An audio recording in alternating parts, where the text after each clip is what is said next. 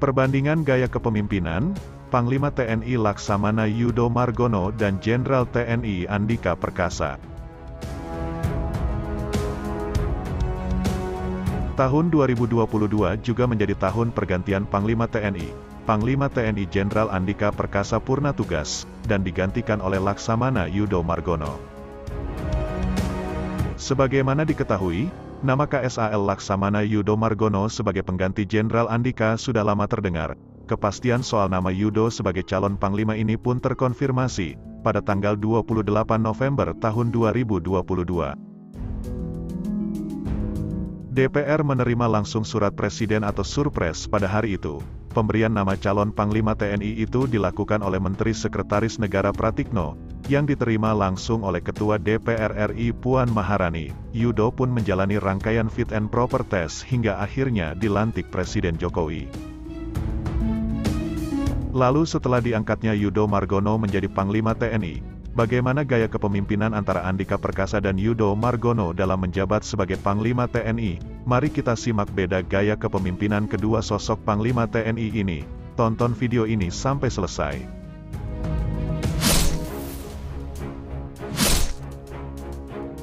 Profil Jenderal TNI Purnawirawan Andika Perkasa.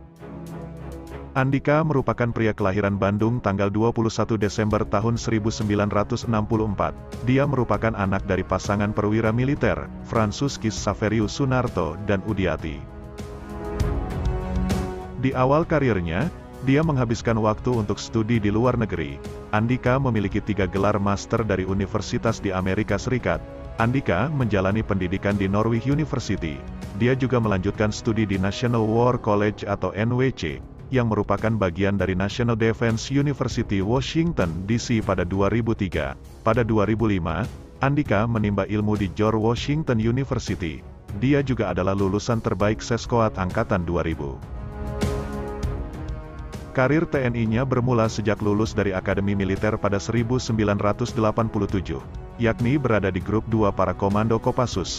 Dia juga sempat bertugas di Satuan Elit Penanggulangan Teror, Sat 81 Gulter Kopassus. Pada 1990, Andika pernah melaksanakan operasi militer di Timur Timur. Di lokasi yang sama, Andika juga pernah melakukan operasi teritorial. Pada 1994, dia melakukan operasi bakti TNI di Aceh. Dia juga disebut-sebut pernah melakukan misi operasi khusus di Papua. Pada 2001, menantu ex-kepala BIN Hendro Priyono ini pernah bertugas di Departemen Pertahanan. Dia juga pernah berkarir di BAIS. Pada 2002, Andika menjabat sebagai Danyon 32 Grup 3 Sanda Kopassus. Andika juga pernah memimpin penangkapan seorang yang dituduh sebagai pimpinan Al-Qaeda, yakni Omar Al-Faruq, di Bogor pada 2002. Karena beberapa kali pindah tugas, pada 2011 Andika dipromosikan sebagai Komandan Rindam Jaya dan mendapat pangkat Kolonel. Andika diangkat sebagai Komandan Korem 023 Kawal Samudra di Sibolga. Pada pertengahan 2012, kurang dari 1 tahun, Andika mendapat promosi sebagai Kepala Dinas Penerangan TNI AD, yang membuatnya mendapat pangkat Brigadir Jenderal. Selang 11 bulan sebagai Kadis Penat, pada Oktober tahun 2014 Presiden Joko Widodo menugaskan Andika sebagai Komandan Pasukan Pengaman Presiden atau Paspampres. Di posisi itu, Andika mendapat kenaikan pangkat menjadi Mayor Jenderal. Pada Mei tahun 2016, Andika mendapat promosi jabatan sebagai Pangdam 12 Tanjung Pura. Sejak saat itu karirnya terus menanjak. Andika mendapat promosi sebanyak 3 kali selama 2018. Di awal tahun, dia menjadi Komandan Komando Pembinaan Doktrin, Pendidikan, dan Latihan, dan Kodiklat TNI AD. Di jabatan itu, Andika menerima pangkat Letnan Jenderal dengan bintang 3 di pundaknya. Pada Juli tahun 2018, Andika diangkat menjadi Pangkostrat menggantikan Letjen Agus Kriswanto yang pensiun. 5 bulan kemudian, Andika dilantik sebagai pemimpin tertinggi TNI AD. Lalu pada 2021, Andika diangkat menjadi Panglima TNI. Andika resmi dilantik sebagai Panglima TNI oleh Presiden Joko Widodo, pada Rabu tanggal 17 November tahun 2021 di Istana Negara Jakarta. Andika menggantikan pendahulunya, yakni Marsikal Hadi Cahyanto. Profil Laksamana Yudo Margono. Yudo Margono lahir di Madiun pada 1965 dari keluarga petani. Yudo merupakan lulusan Akademi Angkatan Laut tahun 1988. Dia benar-benar membangun karirnya mulai dari bawah. Setelah lulus dari Akademi Angkatan Laut, Yudo mengawali karirnya di kapal perang. Saat itu, Yudo Margono dipercaya menjadi aspadif senjata artileri rudal di KRI YNS 332, 1988, Kadep Ops KRI Ki Hajar Dewantara 364. Karirnya terus merangkak naik. Yudo dipercaya menjadi Komandan KRI Pandrong 801, Komandan KRI Sutanto 877, Komandan KRI Ahmad Yani 351, Komandan Lanal Tual tahun 2004 sampai tahun 2008, Komandan Lanal Sorong tahun 2008 sampai tahun 2010. Kemudian pada 2010, dirinya menjabat Komandan Satkat Koarmatim. Ia kemudian ditunjuk menjadi Panglima Komando Lintas Laut Militer atau Kolin Lamil, pada tahun 2017 sampai tahun 2018. Tak berlangsung lama, Yudo dipercaya untuk mengemban sebagai Panglima Komando Armada 1, yang menduduki wilayah Laut Indonesia bagian barat tahun 2018 sampai tahun 2019. Saat itu timnya menemukan black box atau kotak hitam Lion Air yang jatuh di perairan Karawang, Jawa Barat, pada 2018. Dengan kinerja yang baik, Yudo kembali ditunjuk sebagai Panglima Komando Gabungan Wilayah Pertahanan, Pangkogap Wilhan I, yang merupakan Komando Utama Operasi Markas Besar Tentara Nasional Indonesia, tahun 2019 sampai tahun 2020. Saat menjabat sebagai Pangkogap Wilhan I dengan pangkat Bintang 3 atau Laksamana Madya, Yudo mampu meredam ketegangan di wilayah Natuna Kepulauan Riau, karena adanya pelanggaran oleh kapal nelayan China pada 2020. Bahkan, Yudo juga terlibat aktif dalam penanganan COVID-19, yang melanda Indonesia pada Maret tahun 2020, terutama dalam hal pemulangan warga negara Indonesia dari China ke tanah air, dan pembangunan rumah sakit darurat untuk pasien COVID-19 di Pulau Galang dan Wisma Atlet.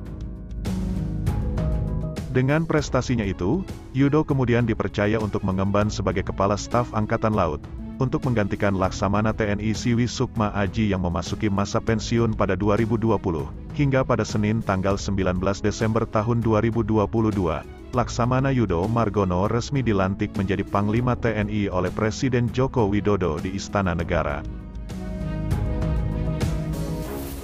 Harta kekayaan Jenderal TNI Purnawirawan Andika Perkasa.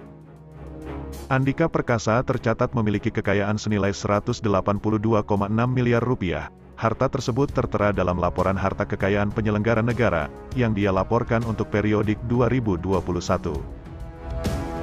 Andika memiliki kekayaan berupa tanah dan bangunan senilai 38.164.250.000 rupiah, tersebar di Jakarta Timur, Jakarta Pusat, Jakarta Selatan, Sleman, Cianjur, Surabaya, Bogor, Tabanan, Bandar Lampung, dan Bantul. Ada pula yang beralamat di Australia dan Amerika Serikat.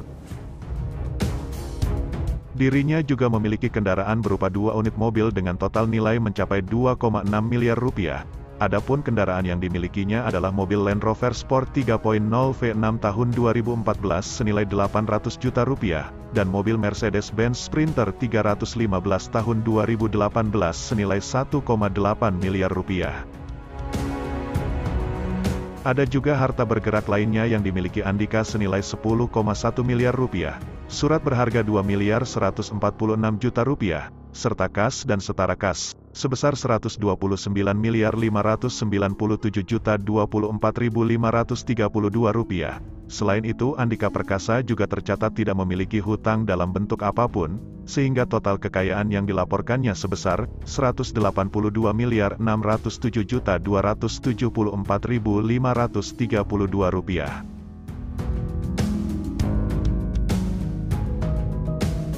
Harta kekayaan Laksamana TNI Yudo Margono.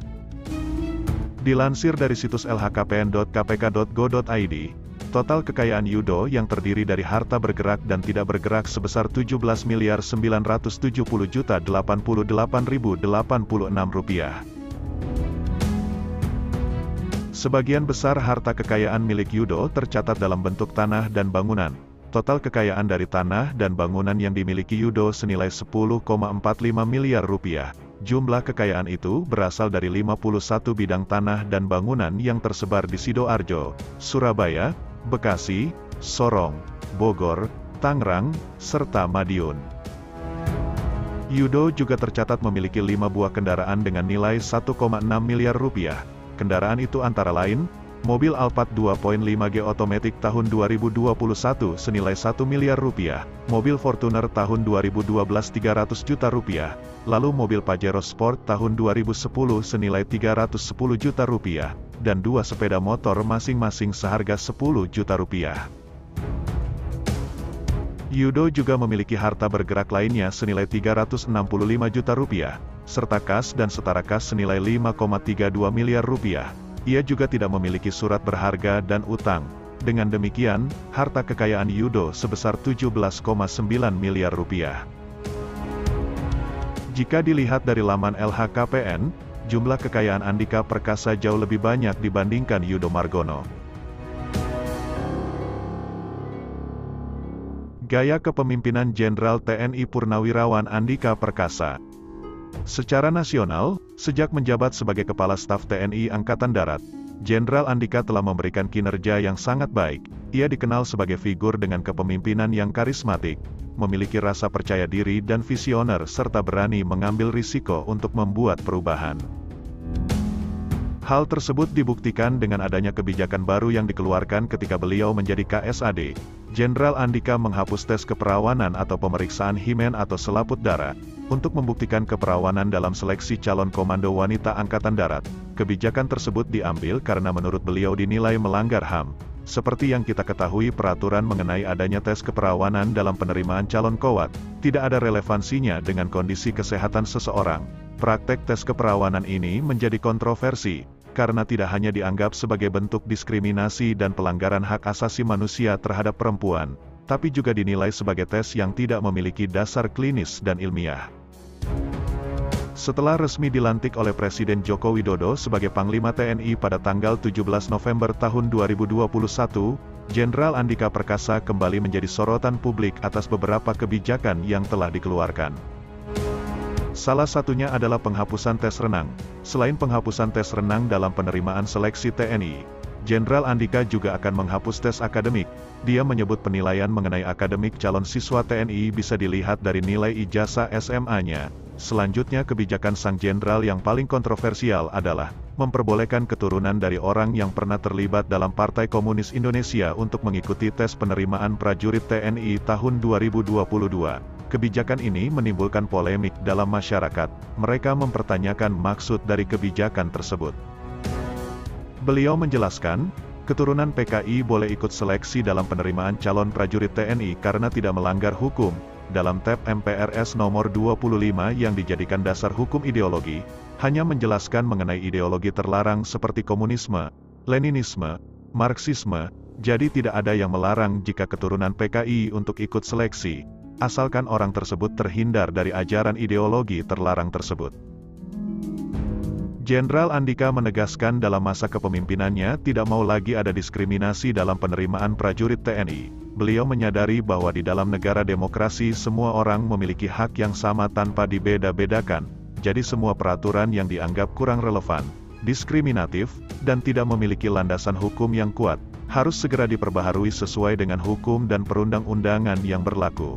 Pasalnya, di dalam bernegara, semua kebijakan dalam sektor apapun seharusnya berangkat dari konstitusi yang ada atau peraturan perundang-undangan, bukan asumsi politik. Setidaknya hal ini telah membawa nafas baru dalam tubuh TNI yang lebih modern. Gaya kepemimpinan Laksamana TNI Yudo Margono. Laksamana Yudo Margono dilantik sebagai Panglima TNI oleh Presiden Joko Widodo pada hari Senin tanggal 19 Desember tahun 2022. Pelantikan Yudo itu termaktub dalam Keputusan Presiden RI Nomor 91 TNI tahun 2022, tentang pemberhentian dan pengangkatan Panglima TNI. Laksamana TNI Yudo Margono mengaku akan melanjutkan program-program yang telah dijalankan Panglima TNI Jenderal TNI Andika Perkasa. Yudo menjadi calon tunggal Panglima TNI yang diajukan Presiden Joko Widodo pada saat itu. Sebelumnya, Yudo menjanjikan bahwa jika terpilih sebagai Panglima TNI, dia bakal mewujudkan militer yang kuat. Cita-cita ini disampaikan Yudo saat menyampaikan visi dan misi dalam uji kelayakan dan kepatutan di DPR RI, Jumat tanggal 2 Desember tahun 2022. Menurut Yudo, visi tersebut dapat dicapai dengan menggabungkan kekuatan tiga matra TNI, yakni darat, laut, dan udara, sebagai komponen utama pertahanan yang solid, kokoh, dan loyal kepada bangsa serta negara. Yudo yang sebelumnya menjabat sebagai Kepala Staf Angkatan Laut itu mengatakan, visi yang dia bawa bakal dijabarkan dalam 4 program prioritas. Pertama, percepatan pembangunan sumber daya manusia TNI yang unggul dalam setiap penugasan. Upaya ini dilandasi dengan profesionalisme dan jiwa yang tangguh. Perlu kami laporkan bahwa di dalam visi saya sejak menjadi KSAL bahwa sumber daya manusia saya prioritaskan yang pertama, karena ini merupakan modal dasar dalam pembangunan TNI, ujar Yudo. Kedua, meningkatkan kesiapan operasional satuan-satuan TNI, baik dari personel maupun alutsista. Dengan demikian, TNI memiliki kesiapsiagaan tinggi dan siap untuk digerakkan kapanpun sesuai dengan kebutuhan. Menjadi harapan kita bersama dengan segenap rakyat Indonesia, prajurit TNI yang profesional dilengkapi dengan alutsista yang modern, akan menjadikan TNI sebagai kekuatan utama pertahanan negara yang tangguh, kata Yudo. Ketiga, penguatan implementasi konsep gabungan yang kini telah diwujudkan melalui pembentukan Komando Gabungan Wilayah Pertahanan, Kopgab Wilhan. Yudo mengatakan, Kopgab Wilhan nantinya akan menjadi pelaksana tugas Panglima TNI dalam menjalankan operasi maupun latihan sesuai dengan wilayah kerjanya. Keempat, lanjut Yudo, memantapkan implementasi reformasi birokrasi dan kultur organisasi di tubuh TNI, guna menunjang semua tugas dan tanggung jawab TNI dalam menegakkan kedaulatan NKRI. Yudo juga berjanji bakal menindak tegas prajurit yang bersikap arogan ke masyarakat. Dia tidak ingin ada lagi oknum-oknum TNI yang melakukan hal-hal tidak terpuji serta bersikap arogan. Menurutnya, prajurit TNI harus memegang teguh 8 wajib TNI sebagai pedoman hidup, sehingga selalu dekat dan menjadi pencari solusi untuk berbagai persoalan masyarakat. TNI harus selalu menyatu dan hadir di tengah rakyat sebagai problem solver atau selalu bersikap humanis, ujar Yudo. Yudo juga menekankan bahwa seluruh prajurit TNI harus menjadi contoh semua pihak untuk hidup sederhana. Sebagai tentara rakyat, maka karakter TNI yang dimiliki adalah prajurit yang tegas namun tetap humanis dan disegani, tapi bukan ditakuti, kata dia. Begitulah gaya kepemimpinan dua sosok Panglima TNI ini. Bagaimana pendapat Anda? Jangan lupa tulis di kolom komentar ya.